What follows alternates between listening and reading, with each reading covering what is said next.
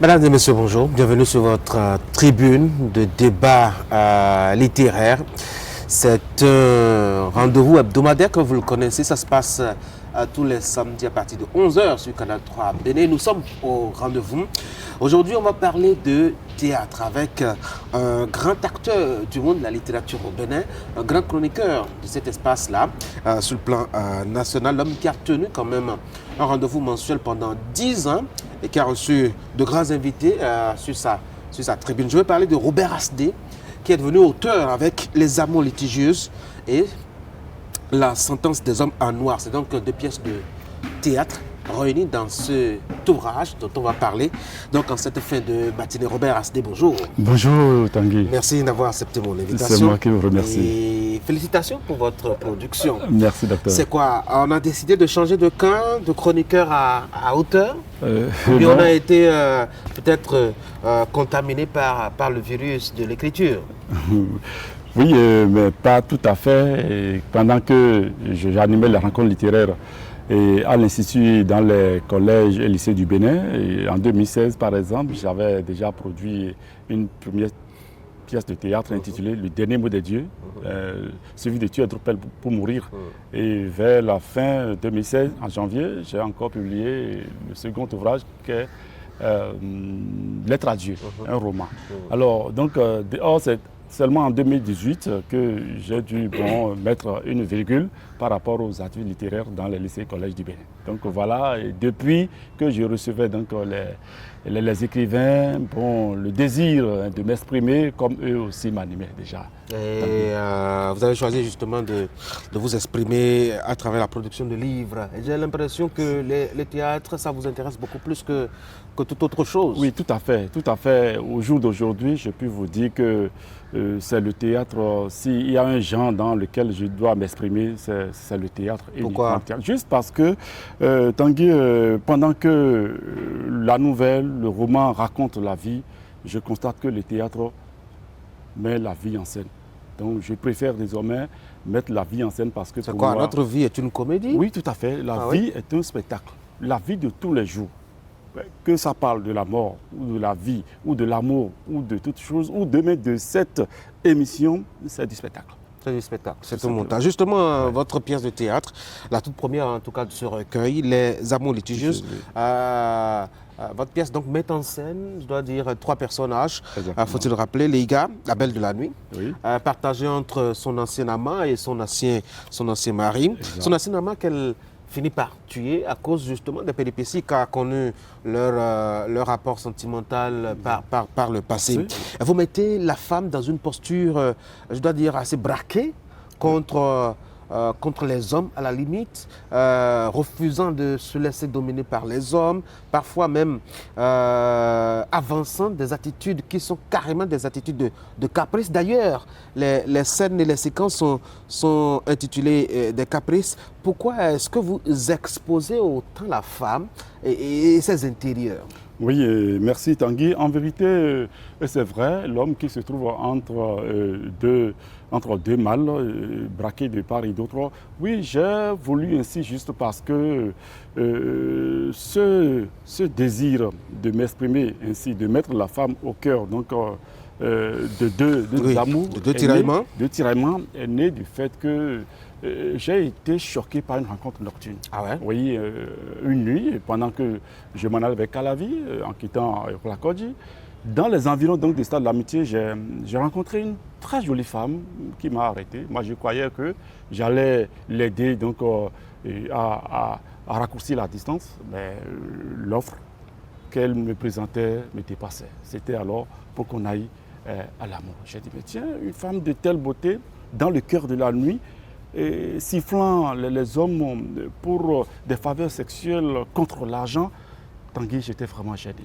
C'est la première fois que vous vous rendez compte que cette réalité existe? Non. On parle du plus vieux métier du monde. Exactement, quand même, vous n'êtes pas naïf. Mais je n'en ai jamais vécu. Mais si j'en parlais, je ne savais pas que des filles d'une beauté extraordinaire pouvaient vraiment tomber jusqu'à... Enfin, pour moi, c'était... Pour vous, c'est quoi? Ça doit être les dernières belles filles qui doivent se livrer à cette activité. J'en entendais parler, mais j'ai vécu cela et j'ai dit, mais tiens... C'est ça qui a fait le tilt qui a fait le déclenchement de cette pièce-là. Exactement, donc c'est ça. Ça dit, j'ai été, mais comment cette femme-là, instruite, hein, et puis ce niveau qui reste dans la nuit pour faire le commerce du sexe, vraiment, ça m'a choqué. J'ai dit, tiens, je vais créer alors une histoire. Mais des jours plus tard, je me rends dans un bar, et je rencontre une femme qui me rappelle donc les critères de... La fille s'appelle Leila. J'ai dit, mais tiens, c'était sa réplique parfaite, son sosie. À la seule différence que sa réplique n'était pas instruite. Et là, j'ai dit, tiens, il faut que je fasse quelque chose. Voilà comment est né ce roman, en fait, cette pièce intitulée Les Amours litigieux. Et on remarque justement que les gars, au lieu de Leïla, est un condensé de ces deux personnes que vous avez rencontrées, la première dans la nuit et la seconde dans un bar. Et tout se passe à Calavi. J'ai l'impression que vous restez collé un peu à l'actualité, enfin pas l'actualité, la réalité, la réalité spatio-temporelle. Donc, c'est quoi l'intérêt de nous proposer des lieux et des temps qui nous sont familiers? Oui, bon, pour dire que en fait, c'est dans ces lieux-là que tout se passe. Ça, tout se passe du côté de l'amour, mais de la politique, de beaucoup de choses. Ouais, j'allais prendre parfois une bière dans un bar et j'observe. C'est tout un spectacle qui mérite vraiment d'être relaté et d'être connu. Mais tel que vous le présentez, on a l'impression que les bars, le stade, c'est des lieux à forte connotation négative, alors qu'un bar, ça peut être un bon lieu de retraite où on se referme sur soi pour réfléchir, par exemple. Exactement. Et tu as bien fait donc de le dire ici. Mais ce qui se passe autour du stade de l'amitié, c'est-à-dire dans le cœur de la nuit, c'est tout sauf ce qu'on pourrait, en fait, ce qu'on pourrait préférer imaginer et voir. Sinon, effectivement, c'est des lieux impeccables, c'est des lieux de rencontres où on gère dans des affaires. De grandes rencontres d'ailleurs. Mais j'ai été choqué. Et il s'est fait que dit, bon, qu'est-ce que tu fais? Alors, il faut faire en sorte que les gars aient pu déjà servir dans un bar et aient pu rencontrer donc Costner, qui est un très bel homme, et qui lui a fait des avances. Elle a accepté pendant qu'elle était déjà sous un toit. Et c'est pourquoi je dis, vous ne faites pas un bon procès, en tout cas à la femme. Vous la présentez non seulement comme une infidèle au foyer, vous la présentez comme une prostituée, vous la présentez comme une femme braquée contre les hommes, vous la présentez même comme une meurtrière, puisqu'elle finit par tuer justement merci, Tanguy. son ex-amant. En vérité, ce n'est pas moi, c'est le constat. C'est le constat et les gars, ouais, je dis mais comment est-ce qu'on peut en arriver là, qu'on est belle et qu'on est instruite, on va dire, qu'on ne puisse pas chercher quelque chose à faire et que bon, c'est en vendant son corps qu'on peut se valoriser. J'ai choqué moi-même pour pouvoir, je dénonce. La question est posée. La question a été posée par l'un des acteurs à l'EIGA. Oui. Qui a essayé en tout cas d'argumenter à sa façon. Vous avez une réponse à cette question-là. Qu'est-ce qui peut amener une femme instruite, belle, à se mettre dans la nuit? Voilà, d'abord l'éducation qui a reçu. L'éducation à bon dos, hein? Mais il y en a qui sont très bien éduqués, qui viennent de bonnes familles. Exactement, et qui le font. Oui, les ambitions démesurées, les mauvaises compagnies, c'est tout. Lorsque la femme elle est ambitieuse, de façon démesurée, lorsqu'elle a de mauvaises compagnies, lorsqu'elle est paresseuse, elle peut facilement tomber dans ce piège-là. Et vous frottez avec l'autre perception sociale qu'on a de la femme, en tout cas maintenant, la cupidité prononcée de la femme. Les gars qui insistent, parce qu'on l'a sollicité pour jouer un rôle dans la pièce, dans le duo. Voilà. Et puis qui insiste pour avoir d'abord une partie de l'argent, qui ne veut pas tuer parce qu'avant de tuer, elle veut avoir donc le reste de son argent, etc. Il y a comme un chantage et comme une sorte de reproduction, je dois dire, de la perception sociale actuelle de la femme. La femme, pour vous, est-elle aussi cupide, aussi exposée, aussi vendable que ça? Ah oui, Tanguy, je crois que les gars que j'ai rencontrés adorent l'argent. Et je suis sûr qu'il y en aura... Adore ou aime bien l'argent? C'est-à-dire, tout le monde aime l'argent. L'argent répond à nos besoins. Elle nous aide à avoir nos besoins. Oui, tout à fait. Elle est allée jusqu'à dire qu'elle est née le jour où l'argent a été inventé. Donc le Dieu que Leiga adorait ou connaissait réellement, c'est l'argent. Et elle est enrôlée de force dans le théâtre grâce à l'argent parce que Ben lui a promis 5 millions pour les répétitions. Tiens, voici, elle avait trouvé un marché si beau et elle n'allait pas faire ce travail-là. Donc en fait, c'est le goût du lucre, c'est-à-dire qui amène la plupart donc, des jeunes sœurs. Est-ce que c'est ça qui fait que oui. vous la faites retourner dans les bras de son ex-mari? Exactement, justement, il y a désormais le confort. Alors, il n'y a plus de manque. C'est-à-dire qu'elle est désormais à l'abri du manque. Et c'est aussi la société. Je ne dis pas que c'est comme cela, mais les gars, mais écoutez, quand j'ai le temps d'aller échanger avec sa réplique dans le bar, ben écoutez, mais... C'est quoi? Vous avez gardé contact? Ah mais oui, il le faut. Oui, et vous échangez avec elle? Correctement, jusqu'à ce qu'un jour, bon, elle disparaisse. Mais j'ai déjà eu l'essentiel d'elle pour continuer donc mon ouvrage. C'est-à-dire la vulgarité, c'est-à-dire c'est un personnage qui n'a peur de rien, mais qui ne rêve que par l'amour, qui ne rêve que par l'argent du moins. C'est-à-dire l'amour, oui, mais il faut forcément de l'argent. Oui, mais quelque part, elle a raison, non? Notre vie actuelle est très matérialiste, et très matérielle, avec beaucoup d'exigences matérielles, beaucoup de contraintes matérielles. Il faut donc de l'argent pour répondre à tout ça. Il faut donc travailler. Parce que moi, et les femmes, les très belles femmes que moi je connais, et qu'il y en a un peu partout, travaillent, c'est-à-dire pour mériter d'abord leur beauté, et leur place dans la société. Où est le travail quand on parle de taux de chômage aussi élevé? C'est vrai, mais écoutez, allez au marché Saint-Michel, allez au marché d'Antokra, vous voyez des braves femmes braver le soleil, la pluie.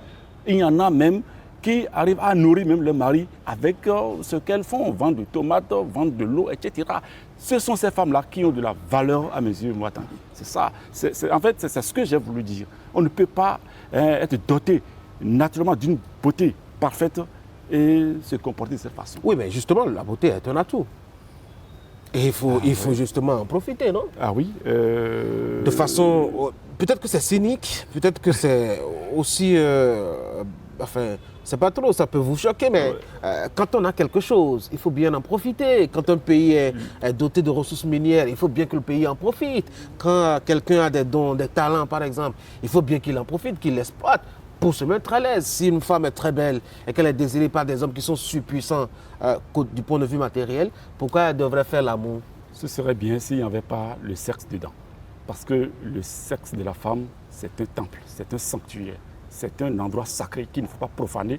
Et moi, je suis choqué lorsqu'une femme me fait de pareilles propositions. C'est quoi la profanation? La profanation, c'est que la femme... La femme, oui. Enfin, le sexe de la femme oui. est destiné à accueillir en son sein le sexe de l'homme. Exactement. Dans la prostitution, pour une raison dans la donnée. prostitution, c'est le même schéma qu'on a. Oui, mais en fait, ça choque l'éthique lorsque la femme doit le mettre au service de tous les hommes, justement. C'est là où c'est dangereux. Mais oui, une femme, une belle de nuit, qui reçoit 20 à 25 hommes de 19h à 5h du matin, par exemple, mais c'est l'abomination. Mais j'ai écouté des choses pour ne pas choquer nos apprenants que, bon, j'ai dû diluer certains propos, Tanguy. Ah ça, oui? Oui, tout à fait. Mais mes oreilles ont appris des choses qui ne devraient pas se dire normalement. Mais une femme, ben, le corps d'une femme, ben, c'est un temple. Est-ce que vous n'êtes pas vieux jeu? Non, pas du tout. Je suis toujours tel que je suis, Tanguy. Mais il y a une certaine liberté qu'il faut accorder à la femme aujourd'hui par rapport à son corps, par rapport à sa perception de la vie, par rapport à tout ce qu'elle peut faire dans la vie, contrairement à l'embrigadement dans lequel elle était, par nos traditions. Exactement. Je suis d'accord que la femme mette son corps, sa beauté, son charme, tout ce qu'elle a au service d'un corps du bien dans la société, mais pas au service donc, de ce vieux métier-là. Vous faites de son ex-mari, Ben, un amoureux du Sorabi. Ah oui, voilà. Et merci Tanguy. D'abord, le décor est fait donc d'une tablette, d'une Bible, d'un livre de Sorabi. On en parlera tout à l'heure. D'accord. Non, c'est juste un prétexte. en fait, c'est pas que j'envisageais envoyer les gars au tribunal pour répondre de son crime. D'ailleurs, c'est ce qui s'exprime dans la suite voilà, de la seconde pièce, la voilà. sentence des hommes en noir. C'est le résultat de ce qui s'est passé donc, dans la première pièce. C'est Oui. juste un prétexte pour permettre à son avocat de la défendre. Pour dire, mais en fait, écoute, Ben qui vient à une répétition et qui a du sorabi, mais est-ce que ce n'est pas sous l'effet de l'alcool que la dame a commis ce crime? C'était juste un prétexte. Et tous les objets utilisés dans cette texte, sont des prétextes, juste pour faire avancer donc, la création. Oui, mais le contexte tel que vous le présentez, le décor d'ailleurs, c'est un décor assez contradictoire. Donc, vraiment, on voit un peu une Bible à côté d'un verre de sodabi et une prostituée qui côtoie la Bible. C'est un décor assez paradoxal. Exactement, parce que en fait, Ben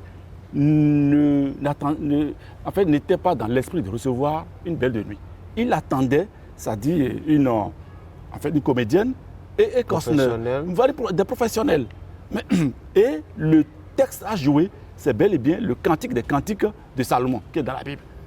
Donc, il faut forcément la présence de la Bible, puisque c'est le texte à jouer. C'est même la création, ça. C'est un duo, c'est un texte qui magnifie la femme, la beauté de la femme, et non le vagabondage sexuel. Voilà, justement, c'est un texte bien écrit et qui célèbre l'amour. Voilà. Donc, moi, mon souhait est que nos femmes soient à l'image de la poésie, c'est-à-dire du cantique. Vous pensez que c'est encore possible là? Cantique de cantique, ça fait quand même des siècles-lumière derrière nous. Il faut bien que la femme évolue. Non, la femme ne peut évoluer véritablement que lorsqu'elle se prend pour une création parfaite de Dieu. C'est-à-dire qu'il y a un sanctuaire, un temple sacré qu'on ne doit pas profaner. Revenons un peu au décor. Oui. C'était assez simpliste, avec, je dois dire, le déroulement de la pièce. Exactement.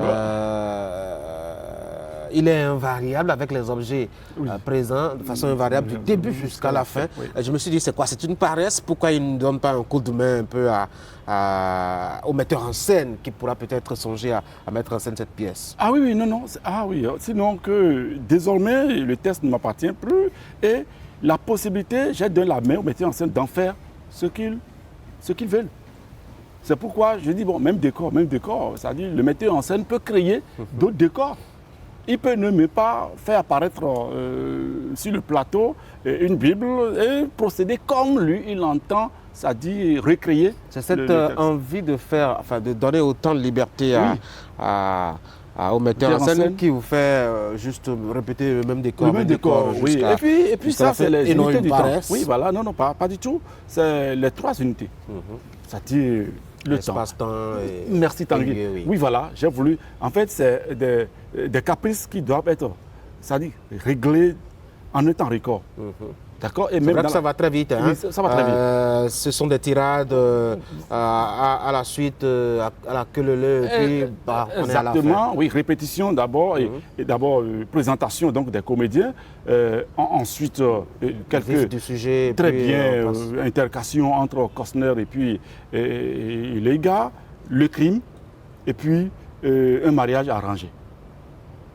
Vous voyez, c'est comme si c'était un complot. C'est comme si les gars et Ben se sont entendus pour donner la mort à Costner afin donc de continuer leur vie. Mais ce n'est pas ça, c'était que les gars avaient été blessés par la férocité dont faisait montre et là, vous trouvez une excuse à les gars de tuer Costner, mais en même temps, vous permettez, surtout que vous êtes conservateur, à ce que j'entends, et que j'ai lu, vous êtes conservateur de la tradition, en tout cas de l'image traditionnelle de la femme, et vous permettez à ce que son ex-mari accepte la nouvelle proposition de mariage de vie commune avec les gars. C'est quand même curieux, non? Voilà, en fait, c'est ça, c'est-à-dire il y a le pardon.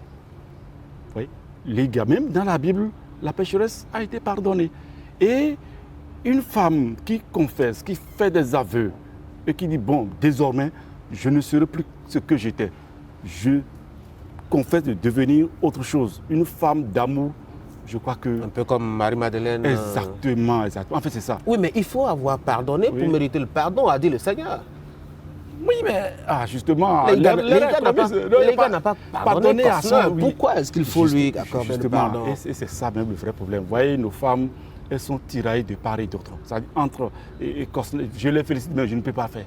Je ne peux pas le faire, même avec le cœur d'homme, ce n'est pas possible. De pardonner une femme? Non, de se voir tirailler entre deux hommes, finalement. Voyez comment, pour tuer, par exemple, Cosner, ben, elle ne s'est pas gênée du tout. Parce que, bon, elle a ressassé ce qui s'est passé dans le pays. Tiens, cet élément, vraiment, il faut lui... en fait, il faut permettre à l'humanité donc d'évoluer. Donc, c'est un peu ça. Si Ben a accepté, c'est par amour. Et vous voyez que Ben, c'est un homme bien. C'est un homme de bien. Vous étiez décidé à effacer Cosner, hein, de toute l'histoire, parce que oui, non seulement on le tue, oui. non seulement les gars le tuent, oui. mais en plus, le fruit de leur union interdite est décédé. Oui. Comme s'il faut balayer tout du passé pour pouvoir faire renaître la nouvelle relation avec Ben. Tu es un liseur, tu as même vu mieux que moi. En vérité, l'enfant qui est né de Lega devrait appartenir à Ben. Mais malheureusement, c'est de choses-là. Et cet enfant même ne vit plus. Donc, il faut purifier la terre. En fait, a dit ceux qui ne respirent que par le mal en temps normal. Le monde est beau, la nature est belle. Pourquoi le mal? J'ai toujours ce problème-là. Pourquoi le mal? C'est pourquoi il faut tout effacer? Ah bon. Il ne faut pas avoir honte du passé. Le passé fait partie de notre... Vous savez ce qui s'est passé au Ghana? Ce qui s'est passé au Ghana, Rollis, il a dû purifier d'abord. Ça dit, le Ghana a dit des vermines pour pouvoir faire avancer. Oui, mais on voit le Ghana d'aujourd'hui, hein, ce n'est pas un paradis. Bon, mais ça a quand même servi à quelque chose. A dit, si la présence de Cosner devrait empêcher deux êtres de vivre leur amour, mais je crois qu'il faut le ranger. Et même ranger un être innocent, comme l'enfant. Bon, c'est à cela que l'auteur n'a pas pensé à cela, Tanguy. C'est votre profondeur donc, de lecture qui vous fait. C'est ça. L'auteur n'y a pas pensé. Vous avez condamné l'amant parce que justement, il a favorisé peut-être la distraction conjugale de Leiga, puisque Cosner l'a poussé à l'adultère. Oui. Les femmes sont aussi sensibles et exposées à toutes les vicissitudes de la vie. On peut comprendre cela.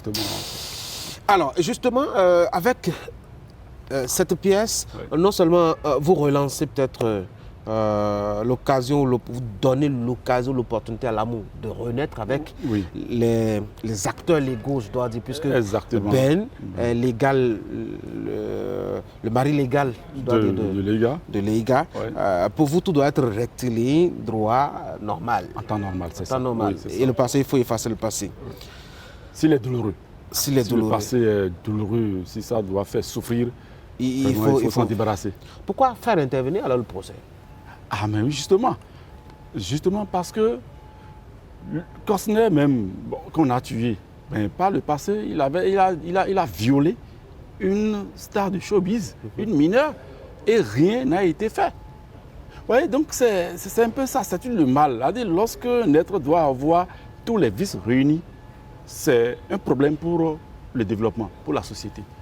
Donc c'est pourquoi il faut le procès, parce qu'au procès, on a appris beaucoup de choses encore, voilà. Tout à fait. Qui n'étaient pas vraiment... c'est vrai que je ne veux pas vraiment qu'on aborde en fond la deuxième pièce, parce que ça permet quand même à ceux qui peut-être n'ont pas encore le livre d'aller l'acheter, de voir un peu la suite de cette affaire. J'ai une dernière question, une dernière curiosité. Dès lors que Leiga, même sur le toit d'un homme a triché, vous appelez au pardon, dès lors que Leiga a fait la rue pendant des années et connaît les secrets de la rue, elle est devenue professionnelle de la rue et du sexe, vous pensez vraiment qu'elle peut retourner dans un foyer et se retrouver normale? Oui, il y a ce qu'on appelle la repentance.